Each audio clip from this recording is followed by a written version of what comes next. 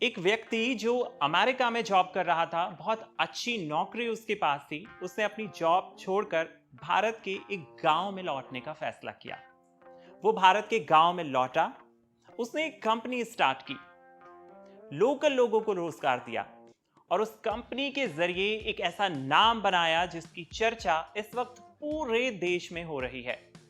ये नाम है ज़ोहो कॉरपोरेशन, जिसे बनाया श्रीधर वेम्बू ने। इसी कंपनी का एक ऐप अरट्टई काफी पॉपुलर हो रहा है।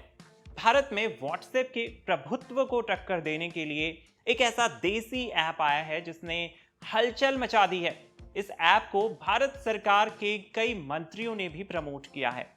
इसी वजह से बहुत कम टाइम में इसकी पॉपुलैरिटी बढ़ी है। ये ऐप भारत के एप्पल ऐप स्टोर पर पहले नंबर का सोशल नेटवर्किंग ऐप बन गया है। इस ऐप को बनाने वाली कंपनी ज़ोहो, जिसका अभी मैंने जिक्र किया, उसके फाउंडर हैं श्रीधर वेम्बू। इन्हीं की कंपनी ने ऐप से व्हाट्सएप के दबदबे को चुनौती दी है। तो आज के वीडियो में हम जानेंगे कौन है श्रीधर वेम्बू और कैसे उन्होंने ज़ोहो कॉरपोरेशन को शुरू किया। आप देख रहे हैं NBT tech on the go. Sridhar Vembu भारतीय बिजनेसमैन हैं और ज़ोहो कॉरपोरेशन के फाउंडर हैं। उन्होंने भारत के एक गांव से वैश्विक स्तर की सॉफ्टवेयर कंपनी बनाई। इसके अलावा जो अरट्टई मैसेजिंग ऐप है उसको भी तैयार किया। श्रीधर वेम्बू ने प्रिंसटन यूनिवर्सिटी से पढ़ाई की है और अमेरिका के सिलिकॉन वैली में वो एक टेक इंडस्ट्री में काम करते थे। वहां उनके पास अच्छी नौकरी थी, कामयाबी थी। उसके बावजूद उन्होंने भारत लौटने का फैसला किया। 2000 के दशक में वे तमिलनाडु के एक गांव में बस गए। उनका सपना था कि भारत के गांव से एक वैश्विक टेक कंपनी बनाई जाए। इस तरह शुरुआत हुई ज़ोहो कॉरपोरेशन की। ज़ोहो कॉरपोरेशन की शुरुआत बिना किसी बाहरी निवेश के हुई। इसे बूटस्ट्रैप्ड कंपनी कहते हैं, यानी जो अपनी कमाई से आगे बढ़े। श्रीधर ने शुरू में कंपनी का नाम एडवेंटनेट रखा, जो बाद में ज़ोहो कॉरपोरेशन बना। उन्होंने बिजनेस सॉफ्टवेयर बनाए जो बड़े वर्ल्ड क्लास ब्रांड के साथ मुकाबला कर सकें। उनकी खास बात ये थी कि ये सब उन्होंने एक गांव से किया, किसी बड़े शहर से नहीं। गांव के युवाओं को ट्रेनिंग दी। श्रीधर ने गांव के युवाओं को सॉफ्टवेयर डेवलपमेंट सिखाने का अनोखा कदम उठाया। उन्होंने ग्रामीण इलाकों में ट्रेनिंग प्रोग्राम और स्कूल शुरू किए। फिर इन्हें ज़ोहो में ही नौकरी मिली, यानी ऐसे युवाओं को।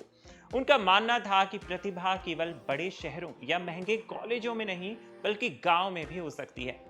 ज़ोहो 50 से ज्यादा क्लाउड बेस्ड सॉफ्टवेयर बनाती है, जिनका इस्तेमाल 180 से ज्यादा देशों में 10 करोड़ से ज्यादा लोग करते हैं। अब इसी ज़ोहो ने अरट्टई नाम का मैसेजिंग ऐप बनाया है, जो भारत में व्हाट्सएप का एक ऑप्शन बन सकता है।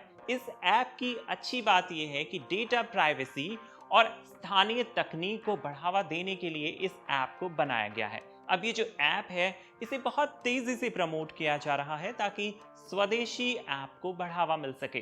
भारत सरकार, हमारे प्रधानमंत्री नरेंद्र मोदी पहले ही स्वदेशी को अपनाने की अपील कर चुके हैं। केंद्रीय मंत्री अश्विनी वैष्णव कह चुके हैं कि वो ज़ोहो पर स्विच कर रहे हैं। तो ऐसे में अरट्टई कुछ अधिक चर्चाओं में आ गया है, बहुत पॉपुलर हो गया है लोगों के बीच में, और लोग इस ऐप को अब बहुत ज़्यादा इस्तेमाल करने के बारे में सोच रहे हैं। इसीलिए एप्पल के ऐप स्टोर पर इसकी पॉपुलैरिटी बढ़ गई है। तो ये थी कहानी श्रीधर वेम्बू की कि कैसे उन्होंने भारत के एक छोटे से गांव से अपनी कंपनी शुरू की, और जो नाम भी अपने ऐप को दिया है उसका नाम अरट्टई, जिसका मतलब होता है चैट करना। तो ये कितना सिंपल है, कितना कनेक्ट करता है भारत के ताने बाने से। आपका क्या मानना है ज़ोहो कॉरपोरेशन पर, उसके फाउंडर पर और इस ऐप के बारे में? हमें कमेंट बॉक्स में लिखिए। आप देख रहे थे NBT tech on the go. मैं हूं प्रेम त्रिपाठी। मिलते हैं अगले वीडियो में।